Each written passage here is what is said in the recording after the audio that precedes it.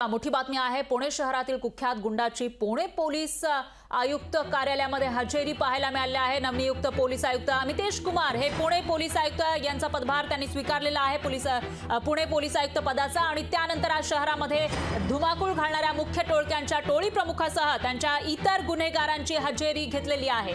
तर गजा मारणे, निलेश घायवळ, बाबा बोडके या गुंडांसह शहरातील अनेक गुंडांची हजेरी पोलीस स्टेशनमध्ये आज पाहायला मिळाली आहे। पुण्याचे नवनियुक्त पोलीस आयुक्त अमितेश कुमार यांनी पुण्याचा पदभार स्वीकारल्यानंतर गुन्हेगारीची पाळंमुळं उघडण्यास सुरुवात केलेली आहे। पोलीस आयुक्तालयामध्ये मंगळवारी त्यांनी पुणे शहरातील सर्व टॉप मोस्ट गँग आणि गँगस्टर्स तसंच त्यांचे सर्व सहकारी गुन्हेगार यांची परेड घेतली। सर्व रेकॉर्डवरील गुन्हेगारांना पोलीस आयुक्तालयामध्ये बोलवून त्यांना सज्जड दम भरलेला आहे। यावेळी कुख्यात गजानन मारणे, कुख्यात गुंड गजानन मारणे, कुख्यात निलेश घायवळ, आंदेकर या टोळ्यांसह प्रमुख नामचीन गुंडांच्या टोळ्या देखील परेडसाठी बोलावण्यात आल्या होत्या।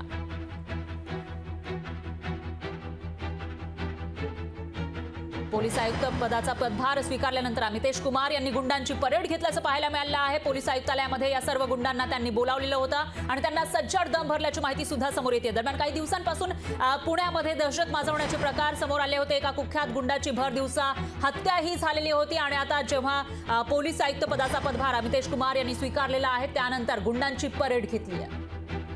आणि याविषयी अधिक माहितीसाठी आपले प्रतिनिधी चंद्रशेखर भांगे आपल्या सोबत फोन लाईनवर जोडले गेले आहेत। चंद्रशेखर, काय सांगाल? पुण्यामध्ये मागील काही दिवसांपासून दहशत माजवण्याचे प्रकार समोर आलेले होते, गँग वॉर सुद्धा समोर आला होता आणि आता नव्या पोलीस आयुक्तांनी या गुंडांचीच परेड घेतल्याचं दिसतंय। खरं तर काही वेळापूर्वी पुण्यातील जे नामचीन गुंड आहेत त्या सगळ्या गुंडांची परेड जी आहे ते नवनियुक्त पोलीस आयुक्त आहेत अमितेश कुमार यांनी घेतलेली आहे। त्यामध्ये आपण पाहिलं की गजा मारणे, निलेश घायवळ, बाबा बोडके यासह इतर जे शहरातील टोळ्या कार्यरत आहेत त्या सगळ्या टोळी प्रमुखांना पुणे पोलीस आयुक्तांनी पुण्यातील जे कार्यालयाचं व्हरांडा आहे त्या व्हरांड्यामध्ये बोलवलं होतं। सगळ्यांना एक तासभर त्या ठिकाणी उभं करण्यात आलं होतं। त्यानंतर स्वतः पोलीस आयुक्तांनी या सगळ्यांना सज्जड दम दिला असल्याची सुद्धा माहिती समोर येत आहे। खरं तर शहरामध्ये आपण पाहिलं की गेल्या वर्षभरामध्ये कोयता गँग आणि इतर छोट्या मोठ्या टोळ्यांनी शहरामध्ये धुमाकूळ घातला होता आणि नवनियुक्त पोलीस आयुक्त अमितेश कुमार यांनी पदभार स्वीकारल्यानंतर या सगळ्या गुन्हेगारांना आज ओळख परेड घेण्यात आलेली आहे आणि या ओळख परेडनंतर शहरातील जे गुन्हेगार आहेत त्यांचे मात्र धाबे देण्यात आहेत। निश्चितच चंद्रशेखर, या ठिकाणी आपण बघतोय की पोलीस आयुक्तालयाचं हे जे आवार आहे या ठिकाणी मोठ्या प्रमाणामध्ये जे गुंड आहेत ते हजर होते, पण त्यांना काय सूचना दिलेल्या आहेत पोलीस आयुक्तांनी किंवा याच्यापैकी एक हत्या सुद्धा काही दिवसांपूर्वी एका गुंडाची झालेली होती, तर त्या पार्श्वभूमीवर आता काय उपाययोजना केल्या जाणार आहेत आयुक्तांकडून? नक्कीच शहरामध्ये टोळी युद्ध जे आहे ते गेल्या महिन्यात भडकलं होतं। शरद मोहोळ याचा खून झाल्यानंतर शहरामध्ये ज्या टोळ्या आहेत त्या पुन्हा सक्रिय झाल्या होत्या आणि या सगळ्या टोळी प्रमुखांना आज जे आहेत पोलीस आयुक्तांनी बोलवून सज्जड दम दिलेला आहे। खरं तर त्या सगळ्या टोळी प्रमुखांचे काही फॉर्म जे आहेत ते भरून घेतल्या असल्याची सुद्धा माहिती समोर येत आहे। आणि या सगळ्या याच्यामध्ये आपण पाहिलं की या सगळ्या गुन्हेगारांना काही तास जे आहे ते उभं करण्यात आलं होतं। या सगळ्या गुन्हेगारांना दम जे आहे ते पोलीस आयुक्तांनी दिलेला आहे। कोणत्याही पद्धतीची शहरामध्ये कायदा आणि सुव्यवस्था बिघडवू नये अशा पद्धतीचा इशारा सुद्धा थेट आयुक्तांनी दिला आहे। निश्चितच चंद्रशेखर, थोडंसं थांबवते। पुण्याचे आमदार रवींद्र धंगेकर हे आपल्यासोबत जोडले गेलेले आहेत। धंगेकर सर, नवे पोलीस आयुक्त जेव्हा त्यांनी पदभार स्वीकारलेला आहे त्यानंतर गुंडांची परेड त्यांनी घेतल्याचं पाहायला मिळतं। तुम्ही वेगवेगळे मुद्दे उपस्थित करत होता, ललित पाटील असेल किंवा इतरही मुद्दे तुम्ही उपस्थित केलेले होते आणि आता नव्या पोलीस आयुक्तांकडून तुमच्या काय अपेक्षा आहे? बघा, आताच एक फोटो ट्विट करताना मुख्यमंत्र्यांबरोबर कोणतरी गुन्हेगार फिरतोय, मागच्या आठवड्यात उपमुख्यमंत्र्यांबरोबर कोणतरी गुन्हेगार फिरतोय, तर असे गुन्हेगार जर नेत्यांबरोबर फिरत असेल तर खालचे पोलीस कितीपत त्याच्यावर कारवाई करेल हा शंकेची बाब आहे। आणि त्या पद्धतीनं आज आयुक्तांनी परेड केली। पहिल्या दिवशी जी नसावी ती तर महिन्याला करावी आणि याच्यामध्ये जे गुन्हेगार नेत्यांसंग फिरतात त्याची कसून चौकशी करून त्यांच्यावर कारवाई करावी। निश्चितच धंगेकर सर, आज परेड घेतलेली आहे, त्यांना दम सुद्धा भरलेला आहे पोलीस आयुक्तांनी। मात्र पुण्यामध्ये सध्या कसं वातावरण आहे, जी गुंडगिरी आहे त्याच्याविषयी तुमचा अनुभव काय? पुण्यातली गुंडगिरी ही याला राजआश्रय मिळतोय आणि हा राजआश्रय मिळाल्यामुळं पोलीस अधिकारी खालचे त्यांना हात लावायला धजवत नाहीत।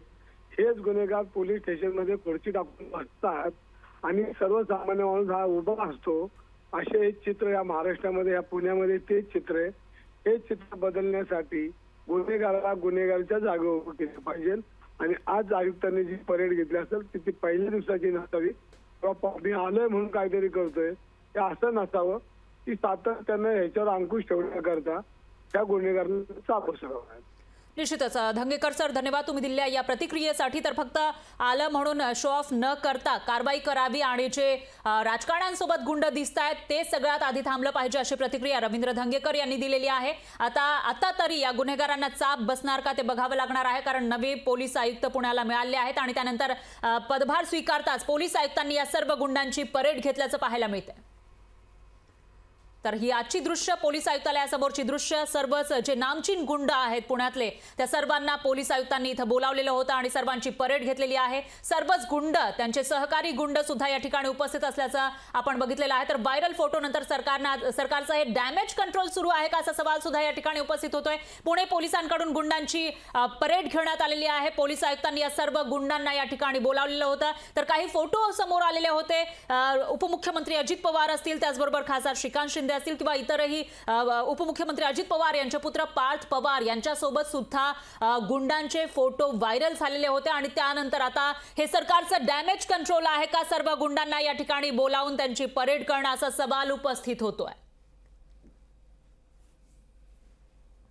तर आताची सगळ्यात मोठी आणि महत्त्वाची बातमी म्हणावी लागेल. ही दृश्य आपण बघू शकतोय. हेच ते गुंड आहेत जे दहशत माजवत असतात, पुणेकरांना त्रास देत असतात आणि त्याचबरोबर दिवसा ढवळ्या सुद्धा या ठिकाणी टोळी युद्ध माजल्याचं आपण काही दिवसांपूर्वी बघितलेलं होतं. एका कुख्यात गुंडाची हत्या करण्यात आलेली होती पुण्यामध्ये भर दिवसा.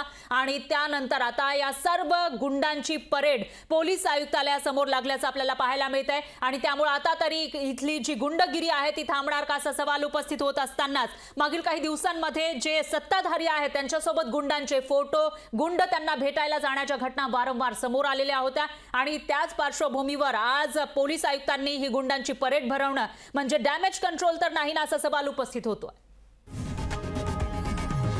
लोकशाही मराठी ऐका, पहा, जागरूक रहा.